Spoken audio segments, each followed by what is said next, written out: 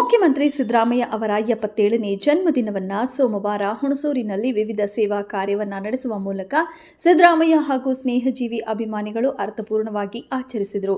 Hunsur ಸ್ನೇಹಜೀವಿ HP. Manjunath ಹಾಗೂ ಸಿದ್ದರಾಮಯ್ಯ ಅವರ ಅಭಿಮಾನಿ ಬಳಗ ಇಂದು ನಗರದ ವಿವಿಧ ದೇವಾಲಯಗಳಲ್ಲಿ ವಿಶೇಷ ಪೂಜೆ ಸಲ್ಲಿಸುವುದರೊಂದಿಗೆ ಶಾಲಾ ವಿದ್ಯಾರ್ಥಿಗಳಿಗೆ ನೋಟ್ಬುಕ್, ರೋಗಿಗಳಿಗೆ ಹಣ್ಣು ಹಂಪಲು ವಿತರಣೆ ಸೇರಿದಂತೆ ವಿವಿಧ ಸಮಾಜ ಸೇವಾ ಕಾರ್ಯಗಳನ್ನು ಹಮ್ಮಿಕೊಳ್ಳುವ ಮೂಲಕ ನೆಚ್ಚಿನ ನಾಯಕನ ಹುಟ್ಟುಹಬ್ಬವನ್ನು ಸಂಭ್ರಮದಿಂದ ಆಚರಿಸಿ ಜೈಕಾರ ಹಾಕಿದ್ರು.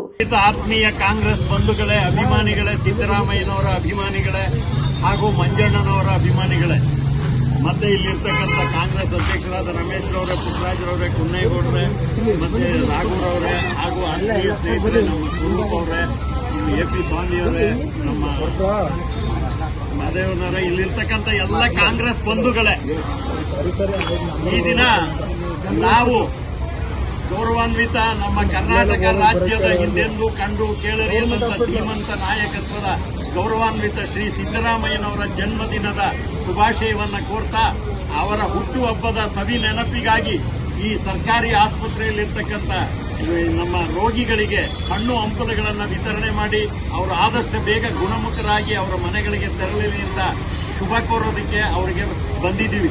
ಈ ಒಂದು ಸಂದರ್ಭದಲ್ಲಿ ಗೌರವಾನ್ವಿತ ಸಿದ್ದರಾಮಯ್ಯನವರ 77ನೇ ವರ್ಷದ ಒಂದು ಜನ್ಮ ದಿನಾಚರಣೆಯನ್ನು ನಾವು ಸರಳವಾಗಿ ಆಚರಣೆ ಮಾಡ್ತಾ ಇದ್ದೇವೆ.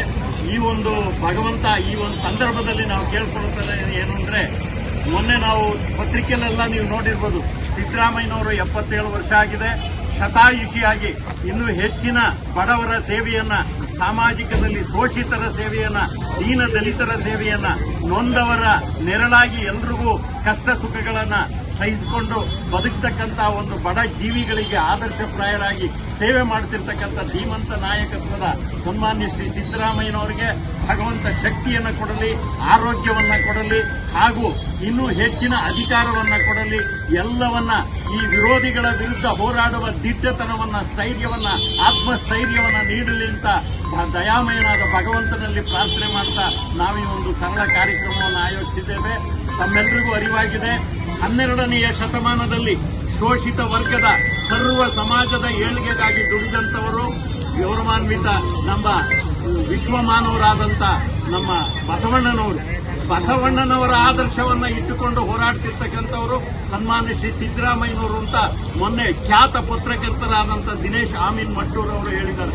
ಅಂದಿನ ಕಾಲದಲ್ಲಿ ಬಸವಣ್ಣನವರಾದ್ರೆ ಇಂದಿನ ಕಾಲದಲ್ಲಿ ಶೋಷಿತ ವರ್ಗದವರು, ಸಮಾಜದಲ್ಲಿ ಹಿಂದುಳಿದ ವರ್ಗದವರು, ದಲಿತರು ಹಾಗೂ ಯಾರಿದ್ದಾರೆ ಎಲ್ಲ ಬಡ ವರ್ಗದ ಪರವಾಗಿ ಪ್ರತಿನಿಧಿಯಾಗಿ ಹೋರಾಡ್ತಿರ್ತಕ್ಕಂಥವರು ಸಿದ್ದರಾಮಯ್ಯನವರು. ಇವರ ಅಧಿಕಾರವನ್ನ ಸಹಿಸದೆ ವಿರೋಧ ಪಕ್ಷದವರು ಇವತ್ತು ಸಂಚು ರೂಪಿಸ್ತಾ ಇದ್ದಾರೆ. ಪರಿಶುದ್ಧರಾದ ಆಡಳಿತ ನೀಡುತ್ತಿರ್ತಕ್ಕಂಥ ಸಿದ್ದರಾಮಯ್ಯನವರು 2ನೇ ಬಾರಿ ಮುಖ್ಯಮಂತ್ರಿಯಾಗಿ ಸಮರ್ಪಕ ಆಡಳಿತ ನೀಡುತ್ತಿರ್ತಕ್ಕಂಥ ಈ ಒಂದು ಸಂದರ್ಭದಲ್ಲಿ ಅಸೂಯಾಪರರಾಗಿ ವಿರೋಧ ಪಕ್ಷಗಳು ಒಗ್ಗಟ್ಟಾಗಿ ಇಲ್ಲ ಸಲ್ಲದ ಆರೋಪಗಳನ್ನ ಮಾಡ್ತಾ ಇದ್ದಾರೆ. ಈ ಆರೋಪಗಳನ್ನು ಹತ್ತಿಕ್ಕುವ ಮತ್ತೆ ದಿಟ್ಟತನದಿಂದ ಎದುರಿಸಿ ಬಡವರ ಕಲ್ಯಾಣವನ್ನು ಯಶಸ್ವಿಯಾಗಿ ಅವರು ನೆರವೇರಿಸಲಿ ಅಂತ ನಾವು ಭಗವಂತನಲ್ಲಿ ಪ್ರಾರ್ಥನೆ ಮಾಡಿ ಸನ್ಮಾನ್ಯ ಶ್ರೀ ಸಿದ್ದರಾಮಯ್ಯನವರಿಗೆ ಭಗವಂತ ಸದಾ ಒಳ್ಳೇದು ಮಾಡಲಿ ಅಂತ ಪ್ರಾರ್ಥನೆ ಮಾಡಿ ಶುಭ ಹಾರೈಸಿದ್ದೀವಿ. ಧನ್ಯವಾದಗಳು.